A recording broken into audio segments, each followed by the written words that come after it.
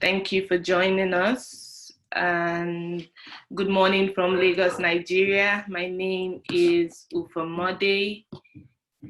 I am the coordinator of the Nigerian Youth Internet Governance Forum, and I will be your host in this pre-event webinar for the annual NYIGF event. I am also the global lead at Digital Grassroots. So thank you very much for joining this webinar on behalf of the entire coordinating team of the NYIGF. They are all here present: Gabriel, William, Dekimini, and the rest I can see present online.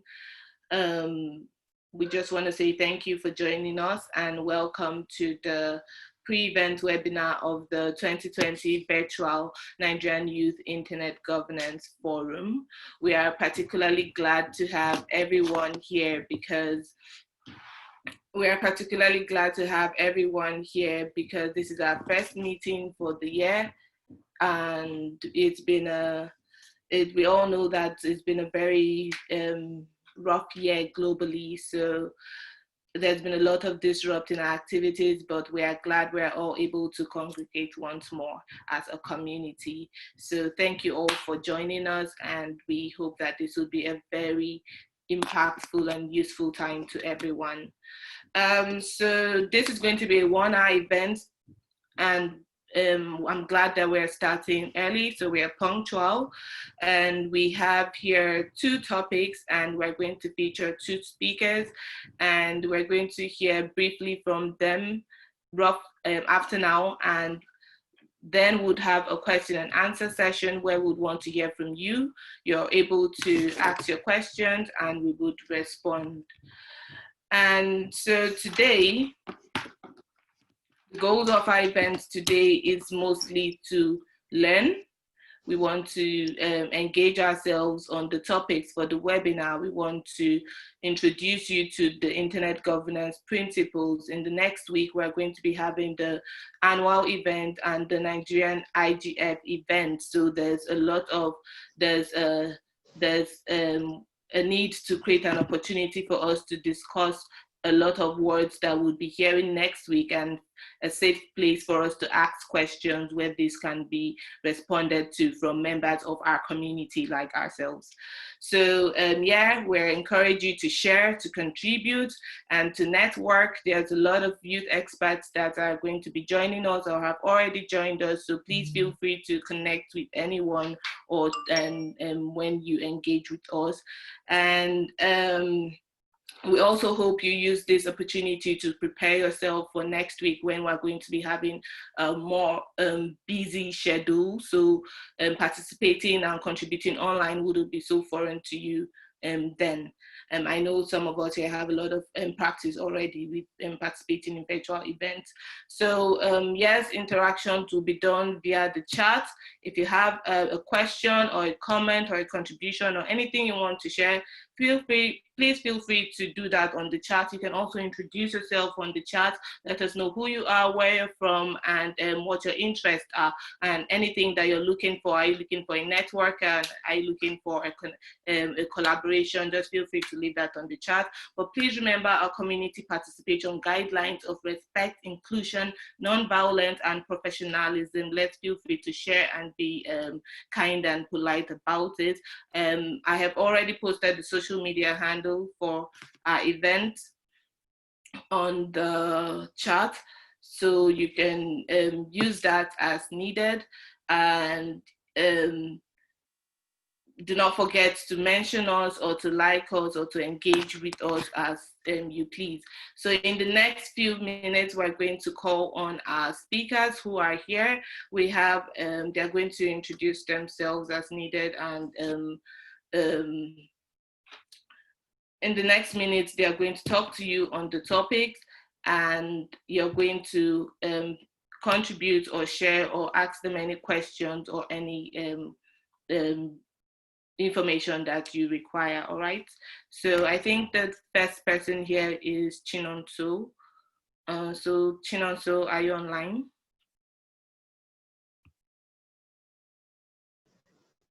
Yeah. Good morning, Awesome. everyone. Yeah. So Chinonso, I'm going to give you the next 10 minutes to do your presentation. Thank you very much for joining us.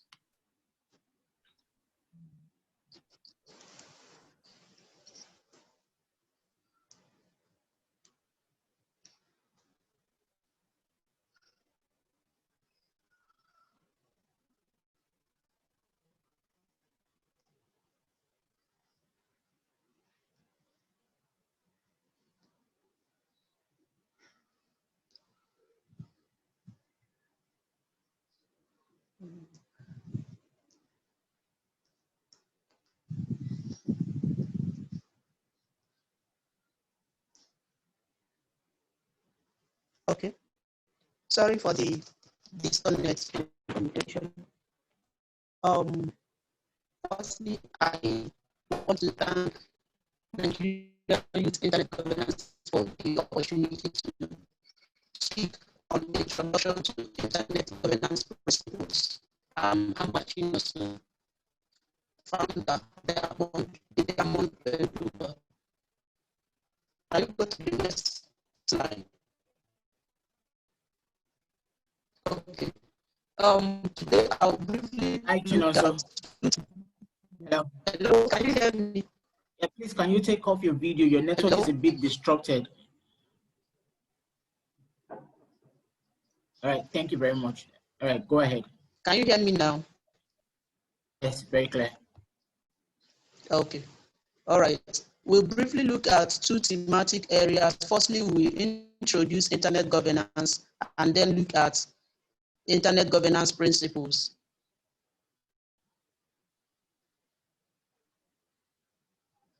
Next slide, please. Okay. Now, briefly, what is internet governance? A working definition of internet governance is that adopted by World Summit on Information Society, WSIS, in 2005. According to WSIS, internet governance is a development and application by government, the private sector, and civil society in their respective roles of shared principles, norms, rules, and decision-making procedures and programs that shape the evolution and use of the internet. That's just a concise definition of internet governance. With that in mind, let's go to the next slide.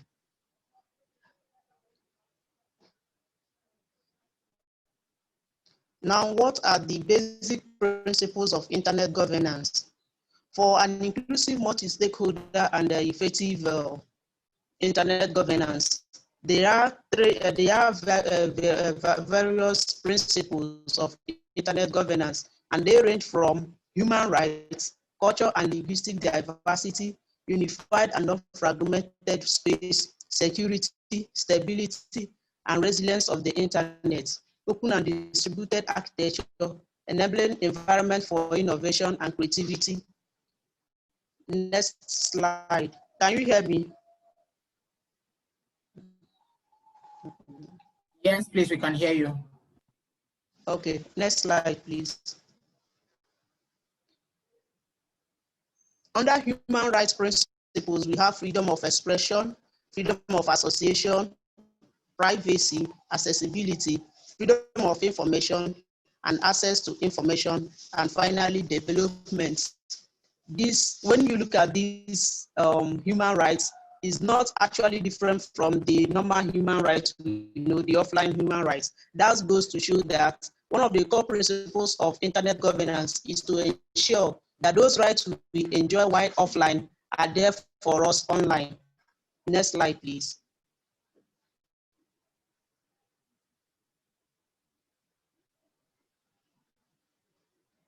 Culture and promotion. Now we are going to look at each of those principles one after the other. Culture and promotion of linguistic diversity. Internet governance must respect cultural and linguistic diversity. And in this way, it means that there must be respect for cultural and linguistic diversity, because when you look at the internet space, a lot of people from different backgrounds are there. So it's left for everyone to maintain that the cultures of these individuals are being are being respected, including their linguistic diversity. We have different languages of the world, so we have to respect these cultures. That's why we have, for instance, as Nigerians, we have various ethnic languages. We have Yoruba language on internet. We have that of the Igbos and other ethnic groups. Now we have unified and unfragmented space. The internet should continue to be interconnected, stable, and accessible network based on a common set of unique identifiers. Next slide, please.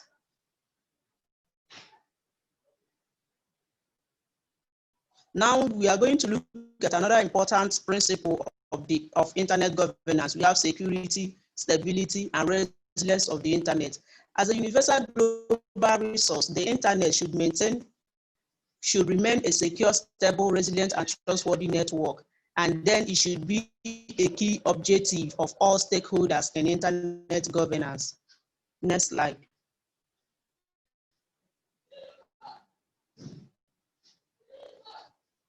We have the next principle of internet governance, open and distributed architecture. The internet has an architecture, and that should be preserved as a fertile and innovative environment based on an open system architecture, preserving the end-to-end nature of the internet. Here, it simply means that the core principle of the internet, which is end-to-end encryption, has to be maintained. The promotion of the end-to-end encryption should be maintained during the internet governance. That means the communicating messages of different users should be peculiar to them. No one else should have access to them. The internet should be structured in such a way that messages are private to the different communicating users of the internet. Next slide, please. Enabling environment for innovation and creativity. For the preservation of internet dynamism, internet governance must continue to allow permissionless innovation and creativity through an enabling internet environment. This is very simple.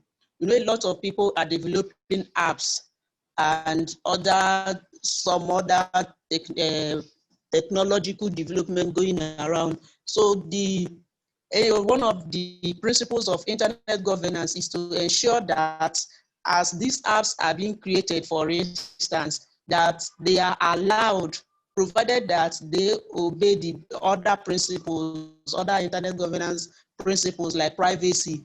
They should be allowed to enter into the internet. That means it should be enable innovation and creativity. For instance, if someone should create his app and there's no way for him to launch it on net, that's against the principle of internet governance. Next slide, please.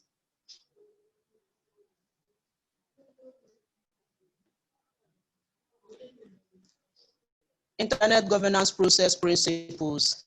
Now, in internet governance, as we are trying to promote the core principles of internet, which is openness, accessibility, and end-to-end encryption, in that process, there are things that must be in place.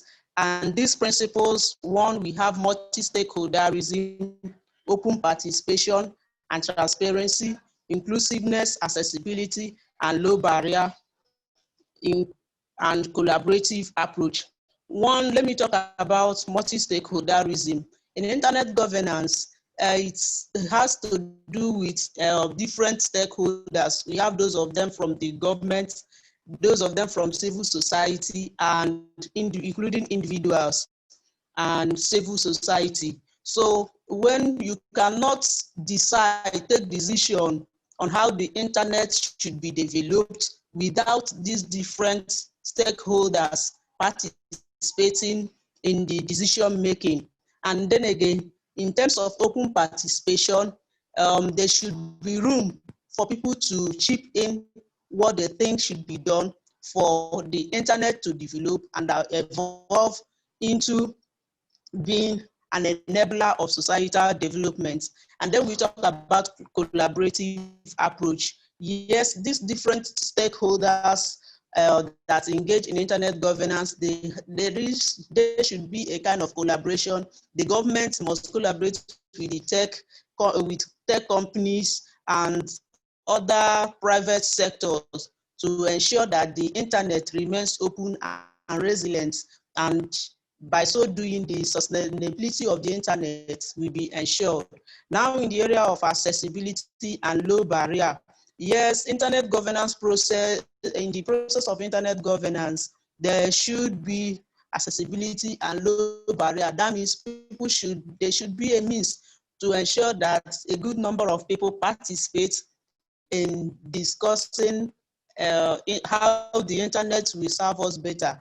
For instance, when we look at Internet Governance Forum, that's why the portal for registration is always open for people to put in their registration and make themselves available during the IGF event.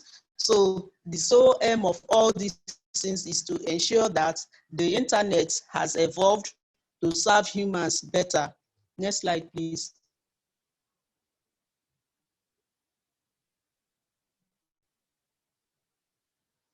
In conclusion, internet governance principles are aimed at promoting the three fundamental principles of the internet, which is openness, accessibility, and end-to-end encryption.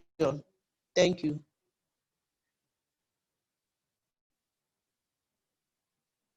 Next slide.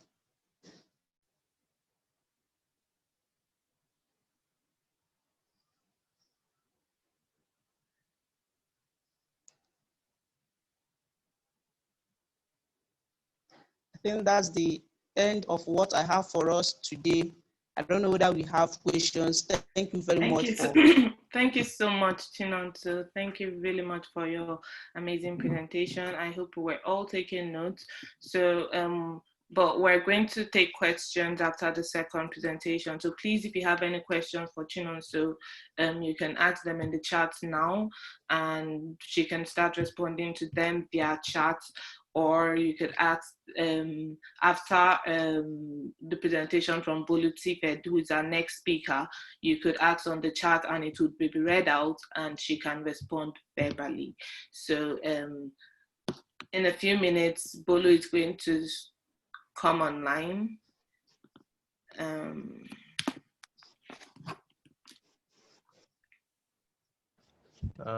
Hi, Ofa, I'm online. All right. So, hi, Bolu. Thank you for joining us. Gabriel, can we have the link to Bolu's slides, please? You can send it to me via private message here.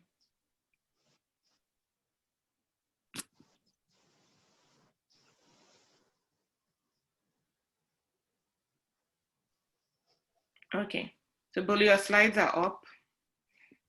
So please, you have the next 10 minutes. Thank you very much, Bolu. Okay, thank you very much, Ofa. And once again, I'd like to welcome everyone to this session. It's the introductory webinar for the Nigerian Youth IGF, and it's my pleasure to be speaking at this occasion. So yes, the topic I'm going to be talking about today is the youth.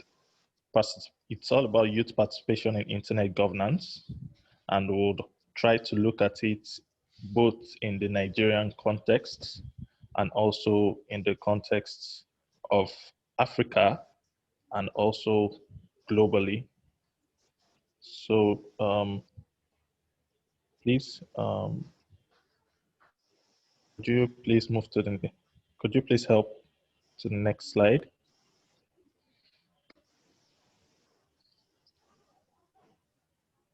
Gabriel, please can you bring Bolu's slides up?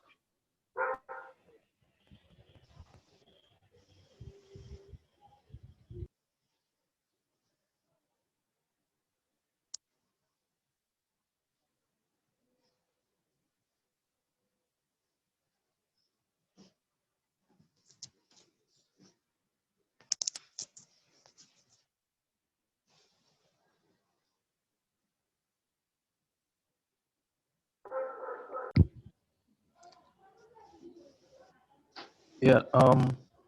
So while we're trying to bring up the slides, I think I should just proceed with our discussion.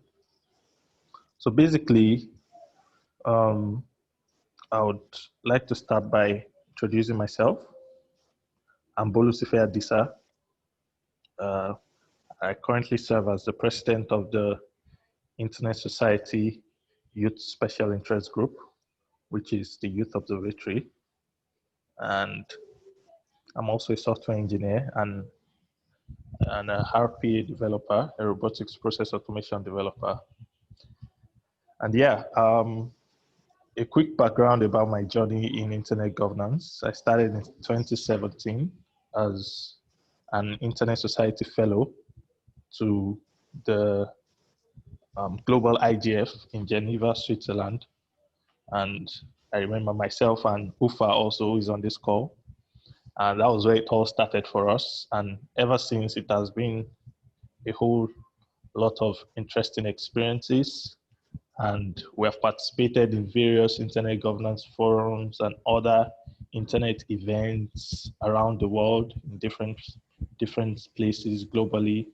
And also in Nigeria, we decided to come up with our own thing for young people, for youths like us. So yeah, and we also founded a couple of initiatives, including Digital Grassroots, which is one of the key stakeholders in youth internet governance space, even globally right now. So enough said about me. I think we should delve quickly into today's presentation. So moderator, please, can you move to the next slide? Now, the topic says youth participation in internet governance. So I'm sure some people are thinking right now that why should youth actually participate in internet governance? What's the necessity, right? So in Nigeria, we can definitely agree that the larger population of people that use the internet, and this is also applicable globally, the larger population, the larger demographic of internet users are actually young people, people like you and I on this call. So what does this mean? This means that when policies, when standards, when norms, and when rules are being created for the internet, the people that it affects more are people like you and I, are young people like you and I. So with that said, we should see a reason why people like us should actually be involved in the policy making process and also in the internet governance discussion process. So, and before now, it has been a case of, a couple of professionals in the field who mostly are old people, professors, and people who are accomplished in the technology field just come together and discuss about the internet. But the reality is, youth participation is very important because, first of all, I call it reliability, relatability. That means being able to relate to recent socio-political issues and their importance. And I think that's what youths bring to the table. Because take, for example, in Nigeria now, we have this issue that has been trending over a couple of years now, which is, just for example here, which is the SARS harassment, where some members of the police force harass young people. And definitely this has been an issue. A lot of young people have spoken out about it online. But you can imagine the perspective that the older generation will have for this, considering the fact that these issues don't necessarily concern them. So, I think I've seen an older person say like, oh, it's because those boys dress anyhow, it's because you people sag your pants, it's because different funny reasons. But the reality is that when we talk about issues that affect young people, no one else can relate more than young people themselves. So this is one of the reasons why it's important that young people get involved. And the second one is understanding of current technology trends. Yes, this is very important because we know that when it comes to new trends like online gaming, when it comes to things like even shopping online, paying for music on Apple Music, all those cool stuff that we do online, it's mostly young people that get involved in those things, even cryptocurrency. Now, if we want to have a forum where we discuss policies that govern things like this, shouldn't young people who are active users of these things, shouldn't they be in the meeting? I'm sure you all agree with me. And then the next one is definitely young people bring fresh ideas and approach to policy implementation. And this is very true because we are not limited by some of the old ways that we do things. Young people bring new ideas. Oh, this problem doesn't necessarily need regulation. And you see young people coming up with technology solutions rather than using the strong hands to handle everything, And this has been very useful in the internet governance space. And then lastly, I can't overemphasize this, that youth are actually the future internet leaders. And this is very important because many of the people who are involved in internet governance, at some point, they will move on. At some point, they will retire, right? But our awareness, our understanding of these issues and policies and how we can contribute beforehand actually helps us contribute significantly to internet governance as a whole. So this is very important. This is why internet governance should actually be very important, and it should be taken seriously by young people in Nigeria and also around the world. And I can say that around the world, a lot of young people are actually now more interested in internet governance. And Nigeria also, we are seeing a lot more. We are seeing people coming up and people being more interested, young people contributing, young people speaking at conferences, young people, making their voices heard, which is very important. And this is what we are actually trying to achieve with the NYIGF, with the Nigerian Youth IGF. And also, just for a bonus point, another one is that this is an emerging field. It is an emerging field. And I tell people all the time, it is still a field that is being explored. And the moment it becomes widely acknowledged, which it is in other countries now, and I'm sure Nigeria is taking it more seriously, a lot of young people can build a career around this. A lot of young people can go into policy. A lot of lawyers now are moving into policy. A lot of technology experts are moving into, now we are seeing positions like chief data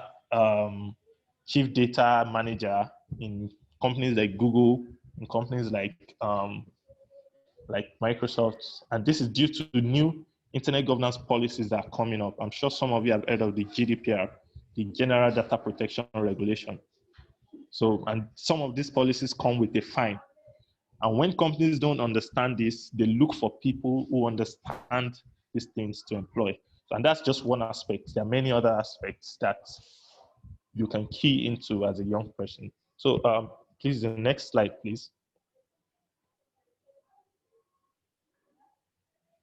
Yeah, so how can we participate? I'm just going to try to rush over things now. It's very simple. Attending Internet Governance Forum. Pardon me, when you see IG on my slides, it actually means Internet Governance. So I try, it's a very long phrase, so I tried to just shorten it for the sake of the slide. Yeah, so attend the Internet Governance Forum, and this is very important. A lot of people just follow the issues online, but I tell people that it's key that you actually attend these events because it motivates you. You get to meet up with stakeholders, you get to meet community members, and it actually shows you that yes, a lot is going on, and then you can actually air your views as a young person. You can even get a mentor like I said about myself, attending the first IGF, that was the Global IGF in Geneva, was actually what motivated me to get more involved in this field and more involved in this space, and even more involved with ISOC, the Internet Society. And yeah, it just kickstarted all the awesome things that have happened over the years in my career as well. So, and then the other one is creating projects to develop community awareness. And this is also key for young people. I know a lot of young people, we have time, we have energy, we have, probably some of us are still in school. We can always organize one thing or the other. So creating projects is actually very key, especially after you have attended these forums, after you've contributed online, you've seen some of the issues in your community, then start something, yeah? Start something that you can bring people together to address, no matter how small it is. And these are ways in which you can also get recognition on your country level, get recognition from the government, get recognition even globally. So this has really been my journey as well. So I'm sharing with all of you guys. And then contribute to policy drafts. These are also very important. For some of you who are on the Internet Society mailing list, you must have seen a discussion on the new data protection policy has been discussed, which is very interesting. So I think those kind of drafts, even if you don't have much to say, but it's very important that you comment and share your own perspective, because coming from different regions, we actually have different experiences of how things work, of how the internet works, of how connection actually works. So it's very important. And don't be scared of policy drafts. Trust me, it's just for you to read and digest and then look at, oh, maybe you're interested in gender and you're like, oh, could this be more gender sensitive? Could this be more inclusive in this way? You know, all of those comments actually help to make the whole policy more holistic and make it more inclusive for many people. And then advocate for more inclusion. Yeah, I think I mentioned that already. So kindly help move to the next slide. Thank you. Yes, so I'd like to talk about the IGFs, the Youth IGFs, and the School of Internet Governance as well. This is also another way to get involved. We have, of course, you know about the Nigerian Youth IGF already, the key platform to get involved. And then on the global level, we have fellowship programs that help young people participate. So there are lots of links for these fellowship programs. A lot of them this year actually were virtual. So yeah, we have the ICANN Fellowship, the ICANN Next Gen, IETF Fellowship, and which whenever these opportunities come up, they will be shared via our mailing list and platforms. So just ensure that you join the Nigerian Youth IGF mailing list. You can always apply as long as you're below 30, and some of them also for people who are even above 30, so that you can also get involved in various ways. So I'm going to rush over that. Can you just help me move on to the next slide? I think my time is fast spent now, so I'm just going to rush. Next slide, please, moderator.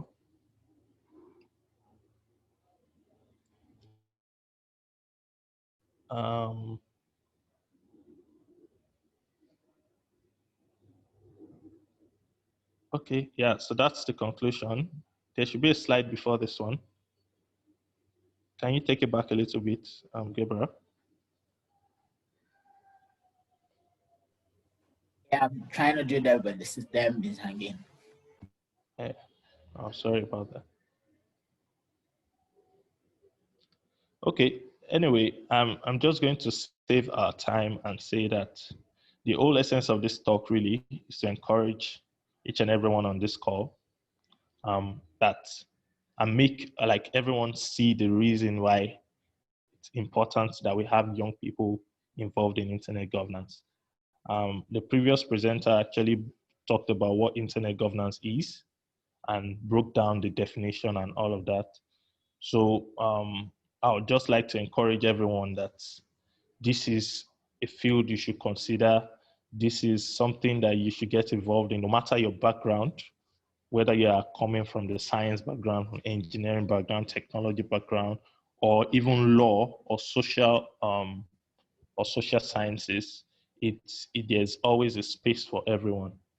So yeah, I encourage everyone to get involved, and I'll share my slides with everyone. There are a couple of youth groups and youth organizations that you might want to look into joining, because opportunities are shared there, and there are also opportunities for fellowships and sponsorships to attend events and really get involved. And sometimes we do collaborations as well, that we even do them online, things that you can get involved in and then add to your own professional resume as things that you've done in the internet governance space. And these are always very useful for you as a young person.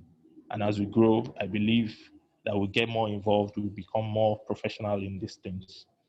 All right. On this note, I'm going to conclude my presentation. Thank you very much for the time. And if there are any questions, I'm available to answer them. So thank you. Moderator, you have the floor now. Thank you so much, Bolutife Adisa, for that wonderful presentation. Thank you for being so explicit and clear with the pathways for young people to get engaged in internet governance. So I hope everyone was taking notes. I know that there's a mix, group is a mix of both experts and young and newbies, but I hope that everyone has been able to gain something from the presentation so far. So we have the next minutes for taking questions and comments and inputs.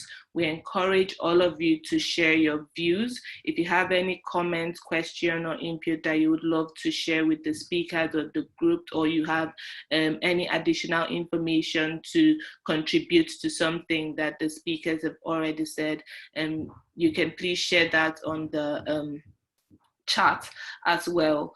And we already have a question on the chat, so I'm just going to read it out for the speakers, and it's from Otto Inieke.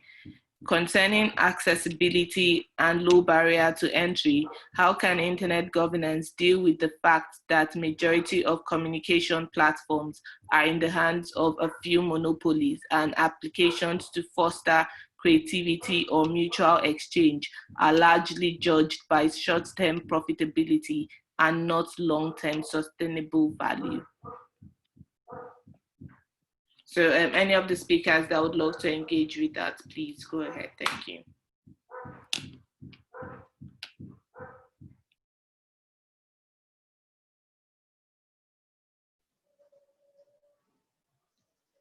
Hello, everyone. Hi, everyone. Hi, Chininso, we can hear you. Okay. Briefly, I want to chip in something concerning the question raised by Otto Inieke. I don't know whether I'm right with the pronunciation. Forgive me if I didn't get that correctly. You wrote concerning accessibility and low barrier to entry, how can internet governance deal with the fact that majority of communication platforms are in the hands of a few monopolies? Okay, let me start with that. In internet governance, there is what we call internet invariants, and I think we have about 8 of them, and one of which is technology. You know, some of these technologies, they are meant for a particular use. One of the issues in internet governance is that such a technology should be able to serve other purposes in the future if need be. And I think concerning your question, that's where it comes in. How can internet governance deal with the fact that majority of communication platforms are in the hands of a few monopolies? And then again, there's one of the issues being discussed during Internet Governance Forum is censorship. Censorship, in the area of censorship, during internet governance, so there are people that move the motion that some tech companies, some technologies should not be censored to ensure that other innovative technologies come into the internet space. I think that's one of the ways internet governance tackled the issue of communication monopoly in the area of communication platforms, which in other way could be called some of these tech companies, like, for instance, Facebook. And still on the issue of internet governance, we understand that there's what we call open standard. When a particular platform doesn't meet the required standard for it to operate, by standard, it could be in the form of privacy and other policy issues. If it's not able to meet up with standard, it will not be allowed to operate. In such a case, the national body of a given country may not allow it to operate. And I think one might misconstrue it to be a kind of monopoly. And when you look at it from that perspective, it's not actually monopoly, but is not able to meet the open standards being set and discussed during internet governance. And on the area of, you asked another question on applications to foster creativity on mutual exchange are largely judged by short-term profitability and not long-term sustainable value. Could you please give us example of what you are talking about here, platform that are just for short-term profitability? Because I know before a platform, in as much as the internet is open for technological development and innovation, we equally have standards. For it to come into the internet ecosystem, it has to meet some standard. And when such standards are not met, I don't think they will be able to operate, because yeah, we are talking of resilience here. It should be able to meet needs, future needs, not just we are talking of sustainability. So the app must be sustainable. So that's another area where internet governance comes into play. They look at the app you've developed. Is it sustainable, or is it just for a short-term goal or profit? If it is not sustainable, I don't think it's going to find its way in the internet space. Even if it happens, it will not last on its own. Thank you very much. Yeah, hi everyone. I'd just like to also chip in something to answer the question. So I think the question was about the monopoly in the communications. For me, I think one of the key reasons why monopoly exists, and I think number one is the fact that engaging in building communication infrastructure in Nigeria, or let me say in sub-Saharan Africa, is actually quite expensive. So we see a lot of investors, like you rightly mentioned, they think about the short-term profitability and not the long-term sustainable values. However, your question is that how can internet governance deal with the fact that majority of communication platforms are in the hands of few monopolies? It turns out that these people we call monopolies, they are actually the people that were able to take the initiative to move towards getting the investment to structure up a form of communication that can help Africa or Nigeria as it is. So, for example, we have the likes of Airtel, MTN, and Etisalat.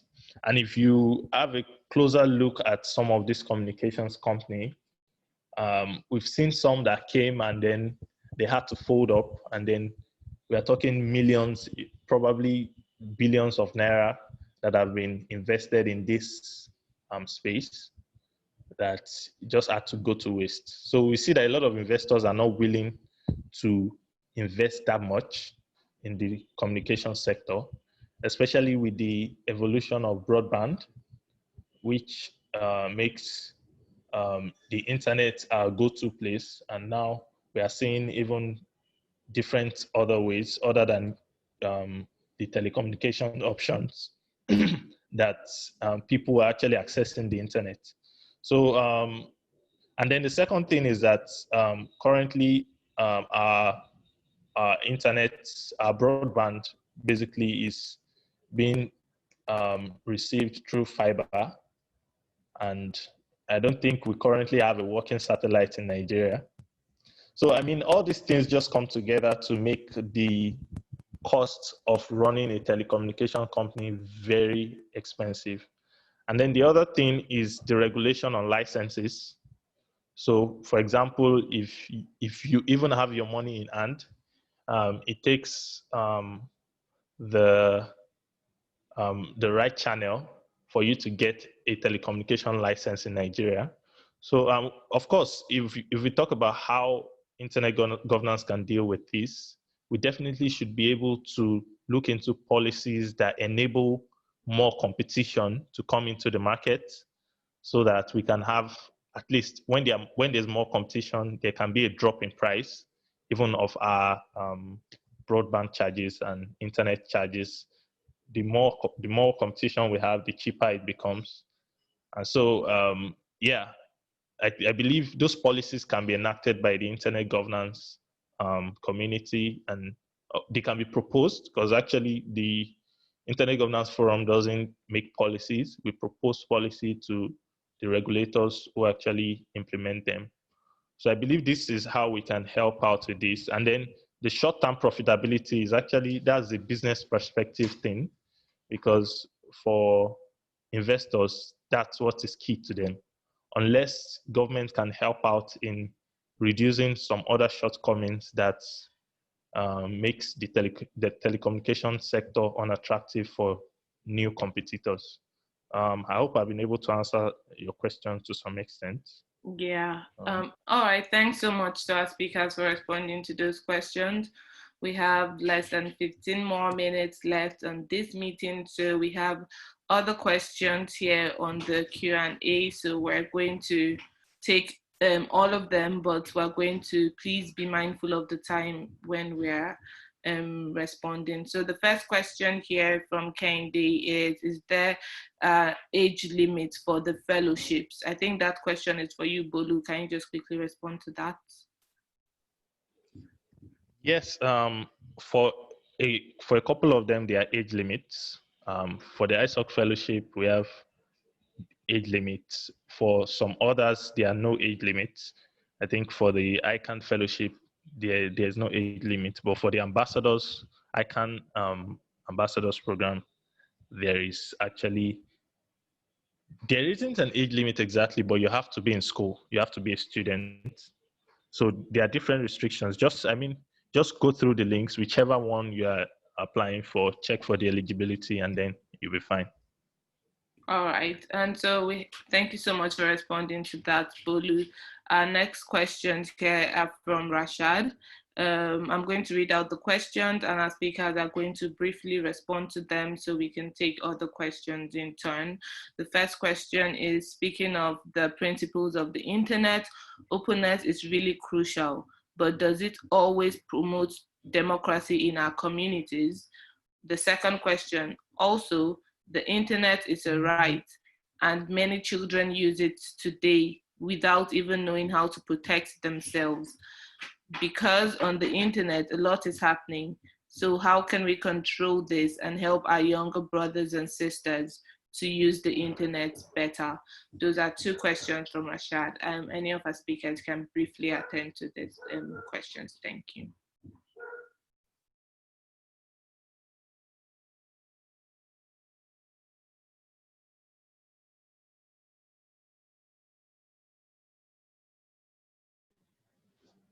Yeah, I think the first question was for Chininso, but I would just quickly try to give a quick answer to the second question, while Chininso will take the first one. So it talks about internet being a right, and then many children use it today without even knowing how to protect themselves, because on the internet, a lot is happening. So how can we control this and help our younger brothers and sisters to use the internet better? Yes, this has always been an issue. It has always been a topic that is being discussed at different levels of the Internet Governance Forum. However, the easy solution would be, block all children from using the internet. However, it's not feasible because how do you know if it's a child or it's an adult that is using the internet? So this actually pushes the responsibility back to parents. There should be parental control while kids are using the internet. And I think there are actually technology solutions to this. There are different applications and plugins that you can install on your devices that ensure that your kids are not able to navigate to some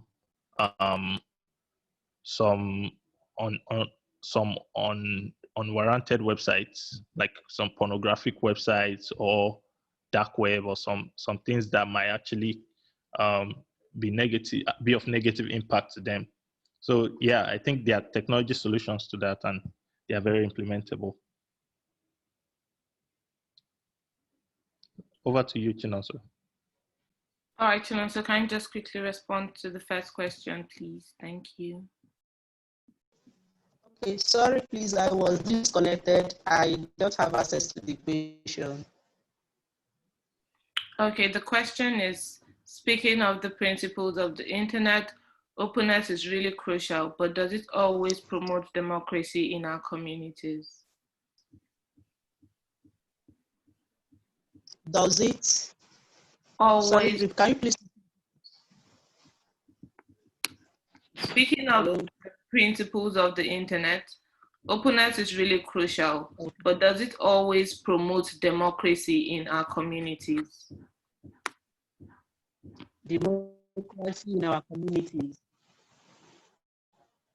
Did I get you well? You asked whether it actually promotes democracy in our community.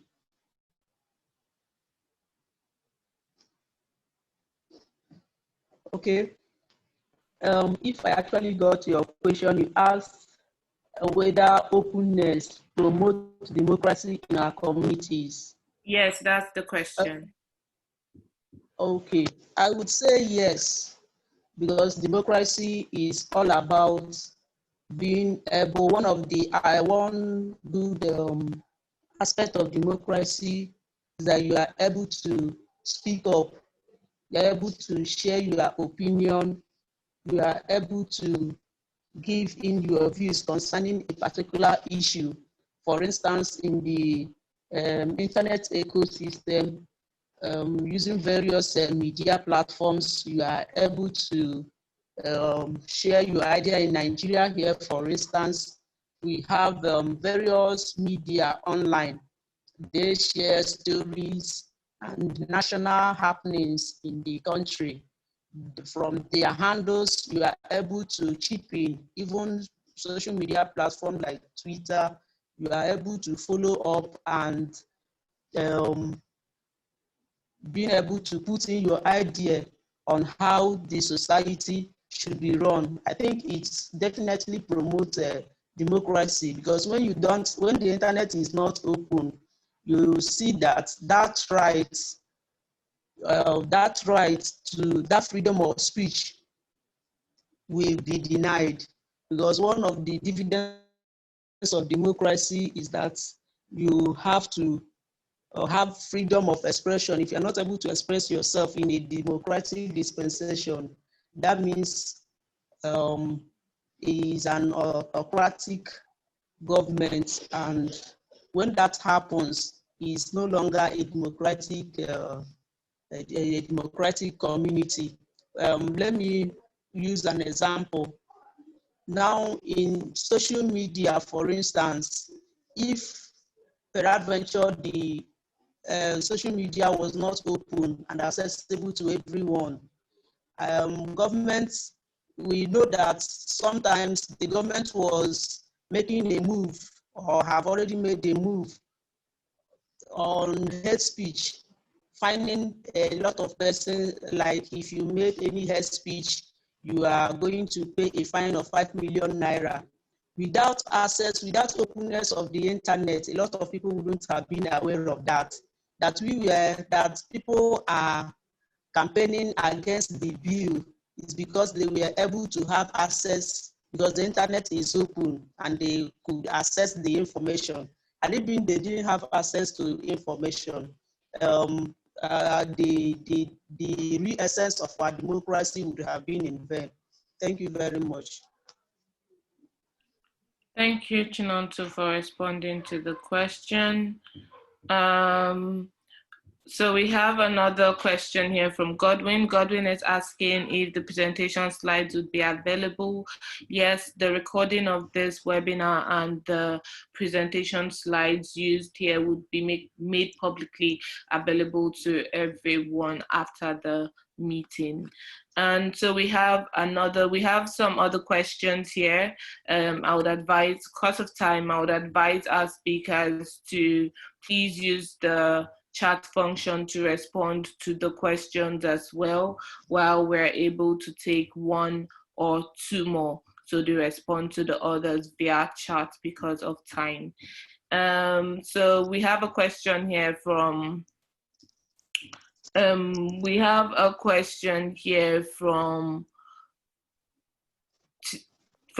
Akinfenwa. Oh yeah, he said he doubts a contribution. Okay, I don't know how the contributions are going to be done. I don't think you can speak, but you can please share that via chat. Thank you. And we can take the last question from Tuko Shehu. How can youth be free from cybercrime? That's quite a broad question, but I would like our speakers to respond to that, please. Thank you.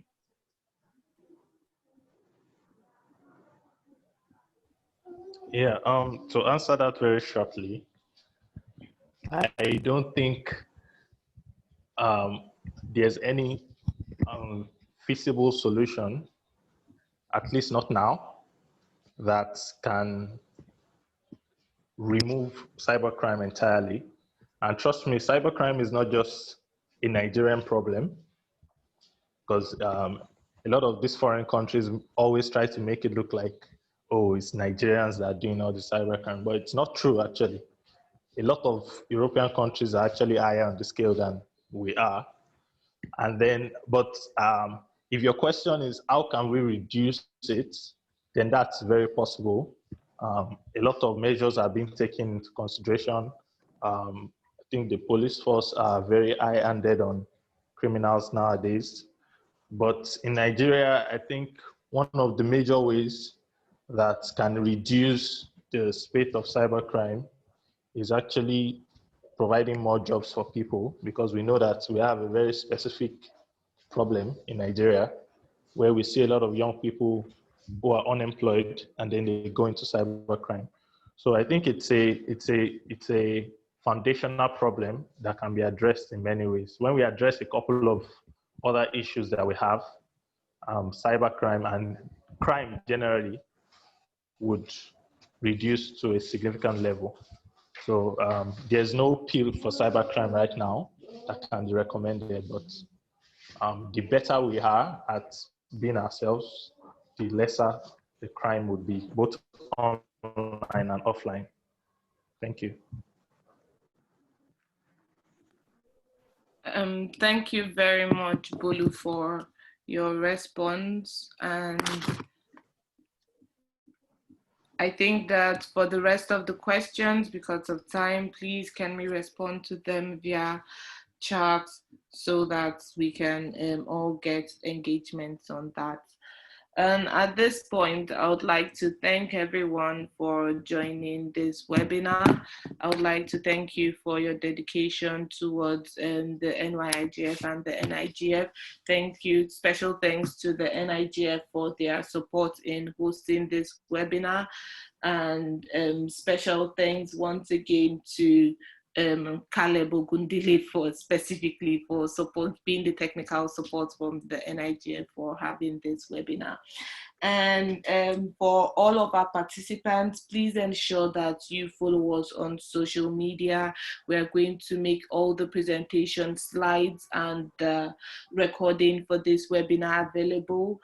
And do not forget to input the 23rd and the 24th on your calendars if you've not already done that. So those are the dates for the NYIGF main event and the NIGF main event, and the NIGF event as well. So ensure you register, you pre-register for both of them. You can find the links to do that if you have not yet done that on the various websites for both initiatives.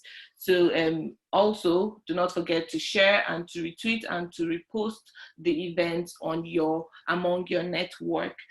And we will keep you updated on the participation guidelines for the main event next week, and kindly be informed that I think that's where everyone is still pretty much trying to figure out how virtual participation is supposed to work.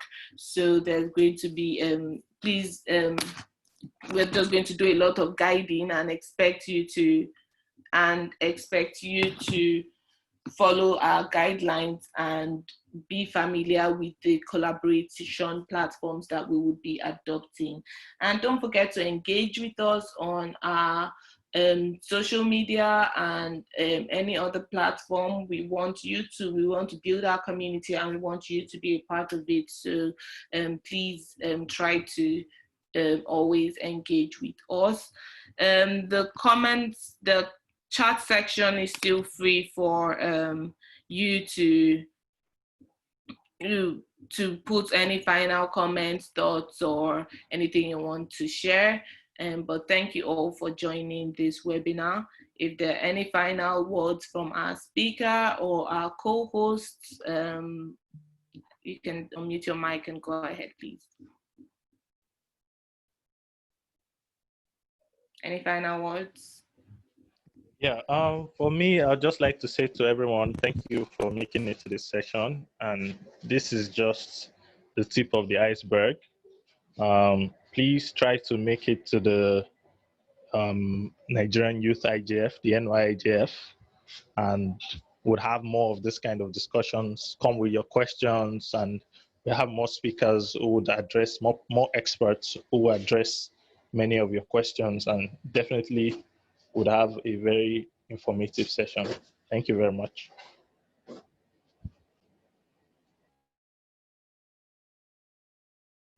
Okay, so I've just gotten word from Caleb that there'll be a poll that will pop up now. So if you're seeing that, please ensure you take the poll. It's part of our participation. It's part of our participation in this event, so kindly ensure you do that. Is that up? Is the poll up, Caleb? Trying to get it up, but if I can't within the next 2 minutes, you can close the meeting. All right, guys. So while we wait for the poll to close and to come up, I think we can. I can take closing final comments or questions, anything you want to put on the group or the chat. Make sure you do that now. And if you've not liked if you're not following on Twitter, Facebook, or Instagram, please do that. I think I posted the link to our social media. Let me see if I can put that on the chat again now. These are the links to our social media. If you're not following, please ensure you do that right away. Thank you very much. So Caleb, do we have the poll now?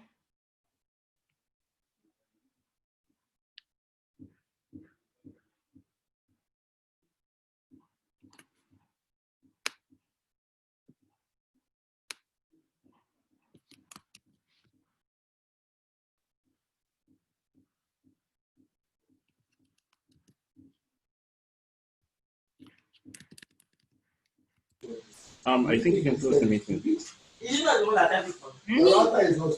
can close the meeting.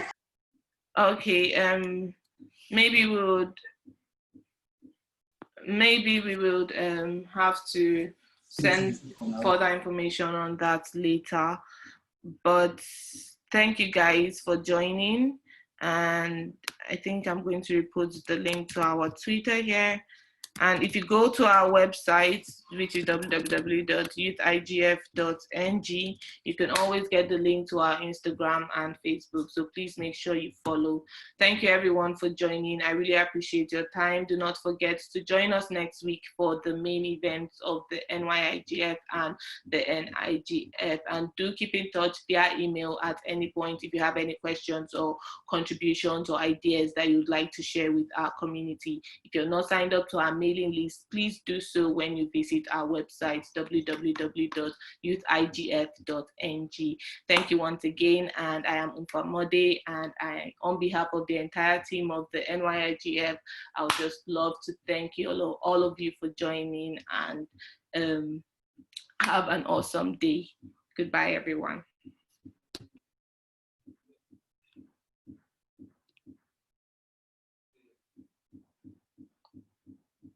Goodbye.